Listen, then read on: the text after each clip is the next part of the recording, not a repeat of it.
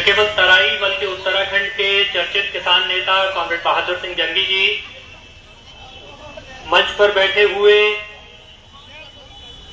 बागजाला के अखिल भारतीय किसान महासभा की अध्यक्ष उर्मिला रैंसवाल जी, अखिल भारतीय किसान महासभा के प्रदेश अध्यक्ष साथी आनंद सिंह नेगी जी,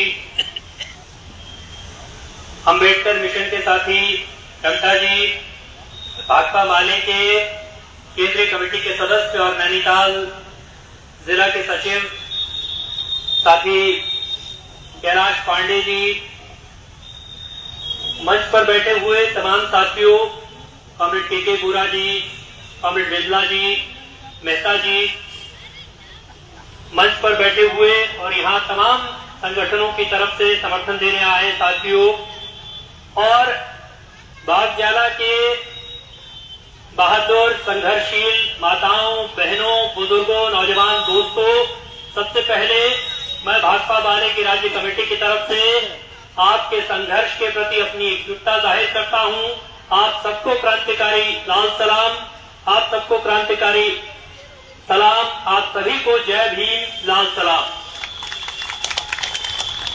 जितनी शिद्दत के साथ आज आपके संघर्ष का 34वां दिन है, अनिश्चितकालीन आंदोलन का 34वां दिन है, लड़ते हुए पिछले 10 महीने से लगातार आप लड़ रहे हैं और जिस जज्बे के साथ, जिस उत्साह के साथ, जिस एकजुटता के साथ आप लड़ रहे हैं, वो जज्बा निश्चित ही काबिल तारीफ है।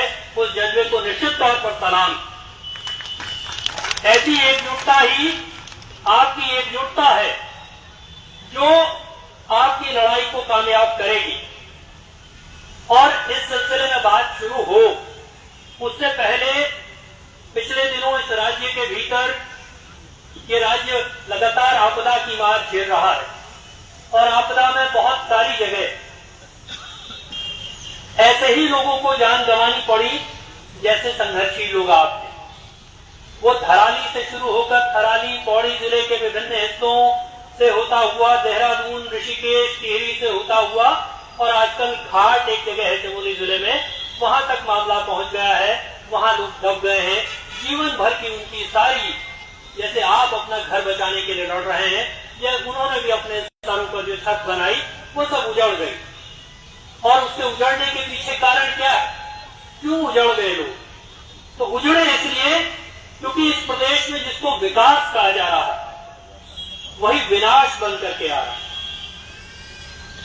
जब ये सवाल करिए कि भाई वो विकास तो लोगों को उजाड़ रहा है, उस विकास से तो लोगों का विनाश हो रहा है, तब वो कहते हैं कि साहब अगर विकास होता है तो विनाश तो होता ही है।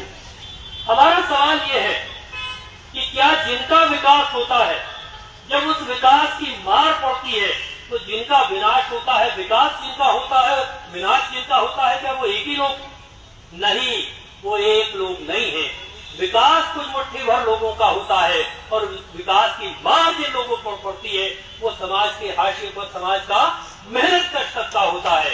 इसलिए विकास के नाम पर ये जो विनाश की मार है ये बंद होनी चाहिए। आप लंबे अरसे से जमीन के मालिकाना अधिकार के लिए लड़ रहे हैं और तमाम साथियों ने इस बात को रखा, तमाम साथियों ने इतिहास में बताया कि 50-50 सालों से लोग लड़ रहे हैं। बागजाला के लोग 50-50 सालों से लड़ रहे हैं। बिंदु खत्ता की लड़ाई हमारे यहाँ बहुत लंबी लड़ाई है। मैं तो याद करता हूँ कि एक बार बहुत साल पहले 2013-14 के आसपास बिंदु खत्ता के लोग देहरादून गए विधानसभा का घेराव करने और वहां मौके पर जो पुलिसकर्मी मौजूद थे, पुलिस के कोतवाल मौजूद थे, उन्होंने कहा बताइए कितना लंबा अरसा हो गया लोगों को लड़ते लड़ते। वो इंस्पेक्टर रिटायरमेंट के कगार पर थे। उन्होंने कहा जब हम पढ़ते थे उस जमाने में भी बिंदु खत्ता वाले लोग लड़ते थे, आज भी ये लड़ रहे हैं, आज भी मांग कर रहे हैं कि भाई जमीन पर मालिकाना हक चाहिए। तो ये जरूर ये सारी वसासतें थी, इनको उजाड़ने की कोशिश भी एक जमाने में हुई। और साथी बहादुर सिंह जंगी जी यहाँ बैठे हैं, हमारे तमाम साथी बिंदु खत्ता वाले बैठे हैं जिन्होंने एक जमाने में लड़ करके, सरकार से लड़ करके वहां तमाम सुविधाएं हासिल की।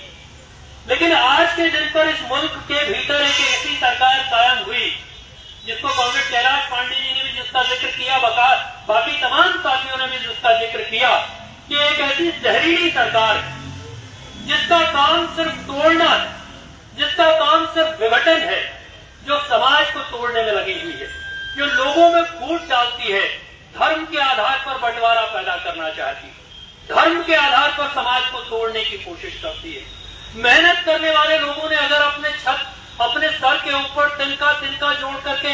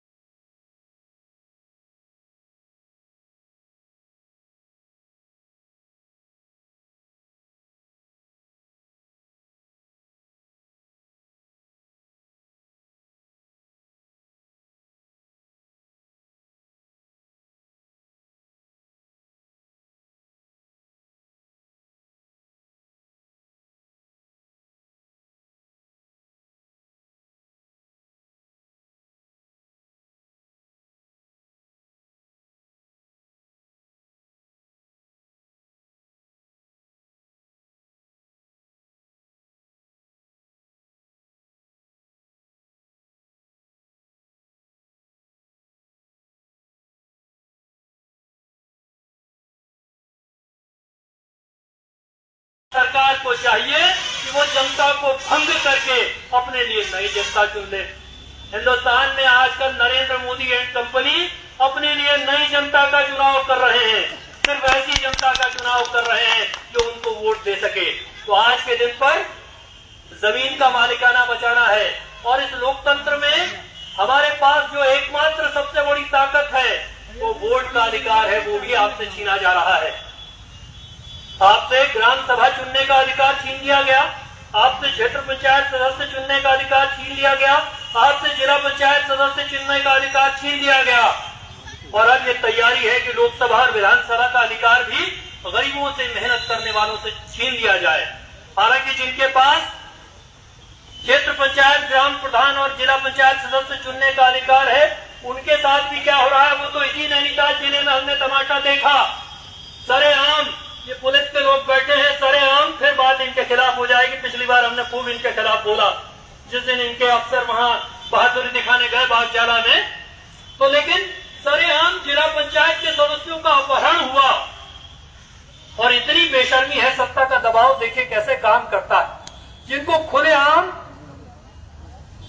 तलवारों के साए में अपहरण होता देखा, उन्होंने कहा कि हम तो घूमने गए थे। बताइए, ऐसे घूमने इस राज्य में लोगों को ले जाया जाने लगे तो तब इस राज्य में कानून व्यवस्था का तो दीवारा निकल जाएगा।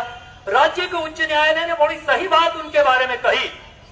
वो जिन्होंने ये कथा सुनाई कि उनको घूमने ले जाया गया, उनके बारे में इस राज्य के उच्च न्यायालय ने कहा, चीफ जस्टिस ने कहा, अंग्रेजी में उन्होंने कहा कि there is story is not worth a penny, यानी कि उनकी कहानी एक कौड़ी की भी नहीं है, उनकी कहानी सुने जाने के लायक नहीं है।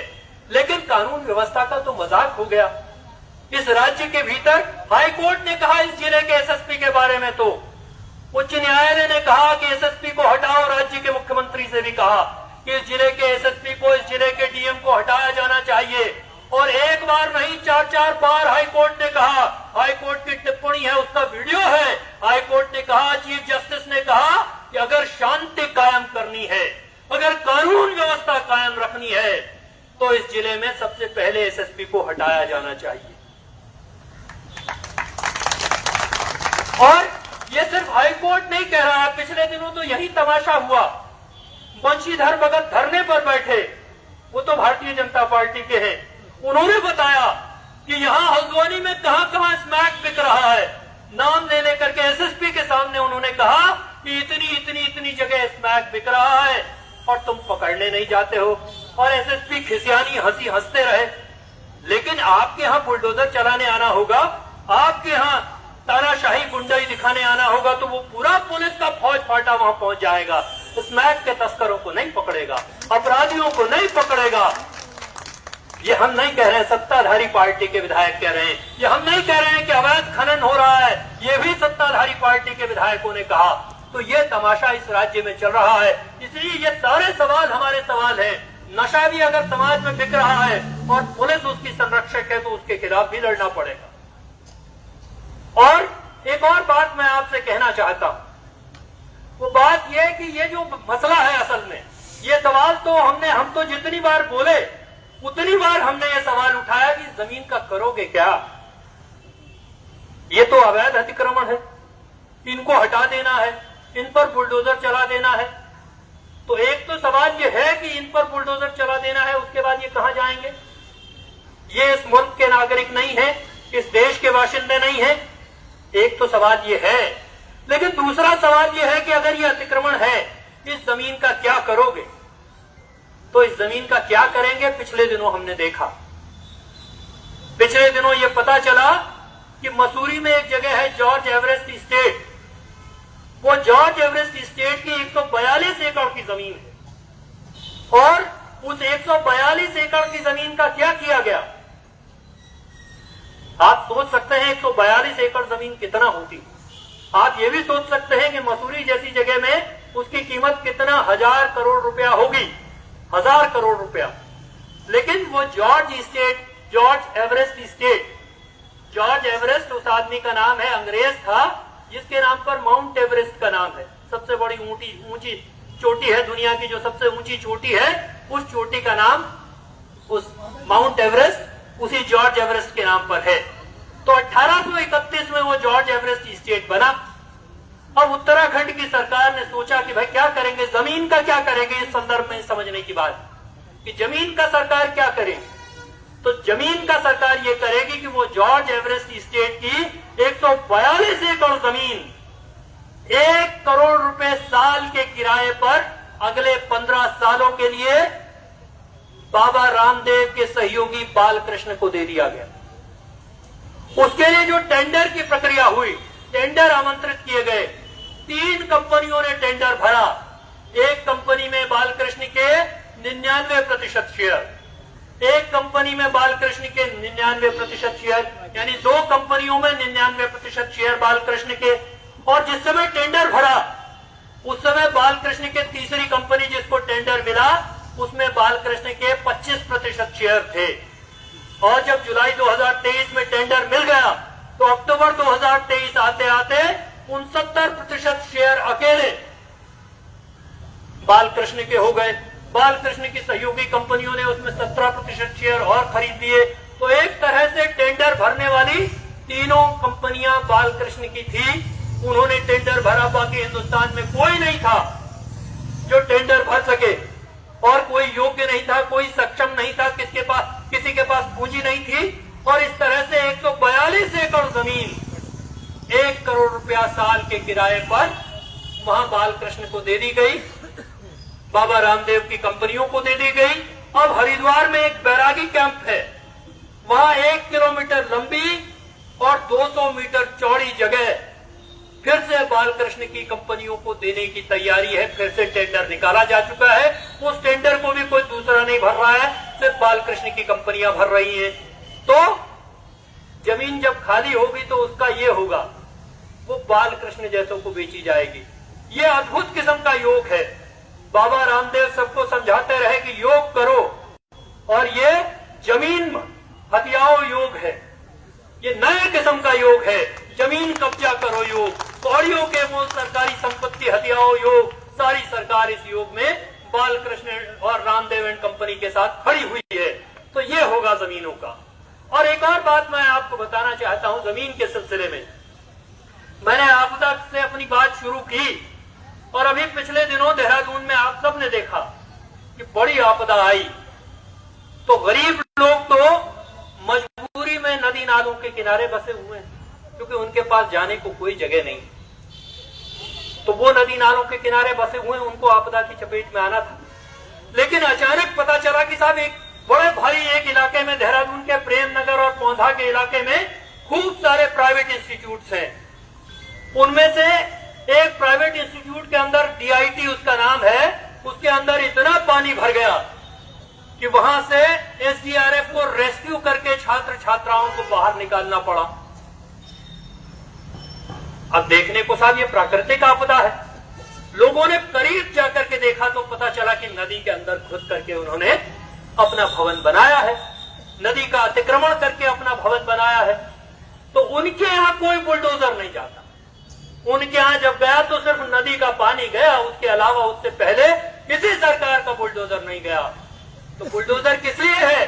बुलडोजर गरीबों को उजाड़ने के लिए है, अमीरों का अतिक्रमण उसके लिए मसला नहीं है। इसलिए DIT के अंदर से लोगों को रेस्क्यू करके निकाला गया, लेकिन तब भी सरकार के लोगों ने नहीं कहा कि अवैध अतिक्रमण है। देहरादून में माल देवता एक इलाका है, और माल देवता के इलाके में कई सारी चीजें बह गई। फिर पता चला कि साहब वहां एक रिजॉर्ट बना हुआ है, जिसने सौंग नदी का रास्ता बदल करके अपने रिजॉर्ट तक जाने का अप्रोच रूट बनाया हुआ है कि वो अपने रिजॉर्ट तक कैसे पहुंचेगा, उसके टूरिस्ट रिजॉर्ट तक कैसे पहुंचेंगे। तो इसके लिए उसने नदी को मोड़ दिया, और किसी सरकार को पता नहीं चला, किसी सरकार को खबर नहीं हुई। आज के दिन पर भी कोई नहीं कह रहा है कि उस पर बुलडोजर चला देंगे, उसने नदी का अतिक्रमण किया है, उसने नदी का रास्ता कैसे बदल दिया, उस पर बुलडोजर चलाया जाएगा। ऐसा कोई नहीं कह रहा है, ऐसा मुख्यमंत्री नहीं कह रहे हैं, ऐसा मंत्री नहीं कह रहे हैं, ऐसा कोई लोग नहीं कह रहे हैं, बल्कि उसके बारे में कोई चर्चा नहीं। तो बुलडोजर कहां चलेगा?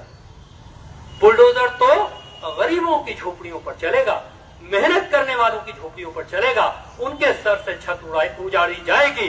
ये इस प्रदेश में, इस देश में चल रहा है। इसलिए हम सारे लोगों को मिल करके, एकजुट होकर के, ये जो बुलडोजर राज है, जो गरीबों को उजाड़ने के लिए है, मेहनत करने वालों को उजाड़ने के लिए है। देहरादून में मैंने आपको 2 किस्से सुना दिए, किस तरह का अतिक्रमण है, किस तरह से अमीर धन्ना से के हाथों कौड़ियों के मोल जमीनें गई हैं। मैंने आपको तमाम बातें बताई। और एक एलिवेटेड रोड का प्रोजेक्ट बन रहा है, कल उसके खिलाफ वहां भी प्रदर्शन है देहरादून में। 6200 करोड़ रुपए का, 6200 करोड़ रुपए का, इस राज्य के स्वास्थ्य के बजट से ज्यादा बजट है उसका। देहरादून से लेकर के और मसूरी तक एलिवेटेड रोड बनाएंगे, यानी ऊपर ही ऊपर रोड बनाएंगे। और कितने लोगों को उजाड़ेंगे? 2500 परिवारों को उजाड़ेंगे। तो इनका एजेंडा लोगों को उजाड़ने का है। इनका एजेंडा, ये 6200 करोड़ किसकी जेब में जाएंगे? बड़े पूंजीपतियों की जेब में जाएंगे, बड़े धन्ना सेठों की जेब में जाएंगे। सोनप्रयाग से लेकर केदारनाथ तक रोपवे बनाने की तैयारी है। 18 किलोमीटर का रोपवे बनेगा। कितने में बनेगा? 4200 करोड़ रुपए में बनेगा। और 4200 करोड़ रुपए के रोपवे का ठेका किसका है? अडानी को ठेका मिला है। मैंने खोज करके देखा कि भाई अडानी ने इससे पहले कोई रोपवे बनाया? तो अडानी ने इससे पहले कोई रोपवे नहीं बनाया, लेकिन अडानी ने इस देश में प्रधानमंत्री बनाया। इसलिए अडानी कुछ भी बना सकता है। इसलिए अडानी की ताकत है कि वो रोपवे बनाए। अडानी की जेब में हजारों करोड़ रुपया जाएगा, बड़े धन्ना सेठों की जेब में हजारों करोड़ रुपया जाएगा, और आपके सर के ऊपर से छत जाएगी। इसलिए ऐसी सरकार के खिलाफ, जो इस राज्य के भीतर कानून व्यवस्था की धज्जियां उड़ा रही है, जिनकी पूरी पुलिस कानून व्यवस्था की धज्जियां उड़ा रही है, उनके खिलाफ लड़ने की जरूरत है। इस राज्य के भीतर जो सांप्रदायिक विभाजन पैदा कर रहे हैं, जिनका काम है लोगों को धर्म के आधार पर बांटना, जिनका काम है हिंदू मुसलमान के नाम पर मजहबी फसादात करना, क्योंकि उनकी कुर्सी, उनकी सत्ता इसी से कायम रहती है। एक कवि थे गोरख पांडे, उनकी एक छोटी सी कविता है। उन्होंने कहा कि इस बार दंगा बहुत बड़ा था, इस बार दंगा बहुत बड़ा था, खूब हुई थी खून की बारिश, अगले साल अच्छी होगी फसल मतदान। ये ऐसे लोग सत्ता में बैठे हैं जिनके लिए, जिनके पक्ष में मतदान की फसल अच्छी हो, इसलिए खून की बारिश उनके लिए बहुत जरूरी है। तो उस खून की बारिश से भी वो कमाते हैं। प्राकृतिक बारिश भी उनके लिए आपदा में अवसर लेकर आती है, उनको अवसर देती है। और एक अंतिम बात जरूर मैं आपसे कहना चाहता हूं। अभी पिछले इतवार को पिथौरागढ़ में एक बड़ा प्रदर्शन हुआ, उसके बाद यहां भी प्रदर्शन हुआ, देहरादून में भी प्रदर्शन हो रहा है। एक मासूम बच्ची की हत्या हुई 2014, और उस मासूम बच्ची की हत्या में पुलिस ने जिसको पकड़ा, वो सुप्रीम कोर्ट से बरी हो गया।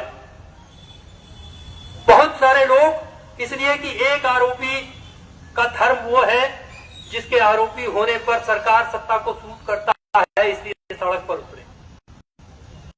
सुप्रीम कोर्ट ने कहा कि भाई ये तो आरोप है, और सुप्रीम कोर्ट ने कहा कि इस राज्य की सरकार ने, इस राज्य की पुलिस है, कौन सी पुलिस? हल्द्वानी की पुलिस ने, क्योंकि हत्या तो यही हुई थी।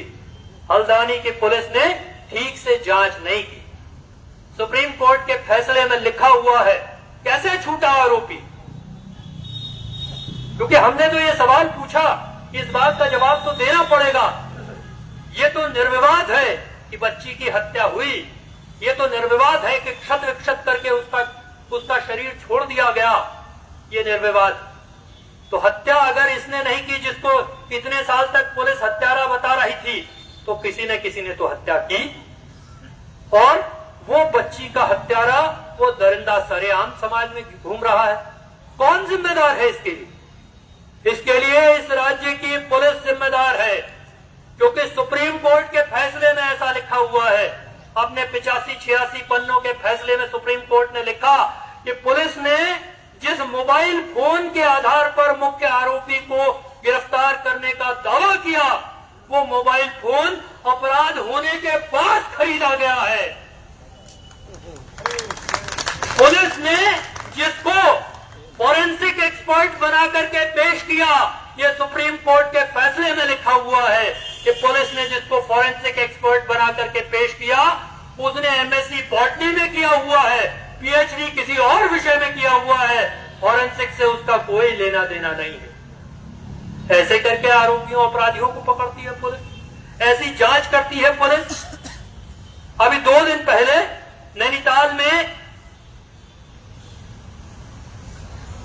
अंकिता हत्याकांड के 2 साल 3 साल होने पर लोगों ने प्रदर्शन किया, हमारे साथियों ने प्रदर्शन किया, बड़ी तादाद में हमारे साथी वहां गए थे, कॉमरेड के बोरा भी उस प्रदर्शन में गए थे। अब कल को चिंताजनक बात यह है, जिनको धर्म के चश्मे से देखना है वो धर्म के चश्मे से देखा करें, लेकिन हमारे लिए चिंता की बात यह है कि अंकिता हत्याकांड में कल को ऐसा हो जाए कि नीचे की अदालत से सजा हुई, हाई कोर्ट से सजा हुई और सुप्रीम कोर्ट जाकर के हत्यारे बच जाएं तब। क्योंकि अंकिता हत्याकांड का भी जो पूरा फैसला है, 100, 150, 200 पन्ने का जो फैसला है, उस फैसले को आप पढ़िए, उस पूरे फैसले में वीआईपी दिखाई देता है, लेकिन वीआईपी कौन है ये पता नहीं चलता। उस फैसले में ये जिक्र है कि अंकिता ने पहले भी शिकायत की थी कि वहां अवैध देह व्यापार उस रिजॉर्ट में होता है, पुलकित आर्य के रिजॉर्ट में अवैध देह व्यापार होता है। उस फैसले में इस बात का जिक्र है, इस बयान का जिक्र है, लेकिन उसके बावजूद उन 3 के अलावा उससे बाहर वाला कोई नहीं पकड़ा गया। आज तक इस राज्य की सरकार इस बात का जवाब देने को तैयार नहीं है कि वो वीआईपी कौन है जिसके लिए अंकिता भंडारी की हत्या कर दी गई। इस बात का जवाब देने को इस राज्य की सरकार तैयार नहीं है। तो कल को यही फिर से होने लगे, कल को अंकिता भंडारी के हत्यारे भी ऐसे छूट जाए, क्योंकि सरकार सुप्रीम कोर्ट तक जाते जाते पैरवी न करे ठीक से।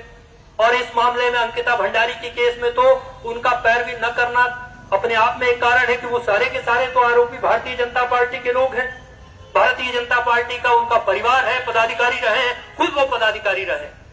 तो इस राज्य में आप समझिए कि बच्चियों के जिंदगी से लेकर महिलाओं की सुरक्षा से लेकर के और आपके घरों पर छत तक सब असुरक्षित है।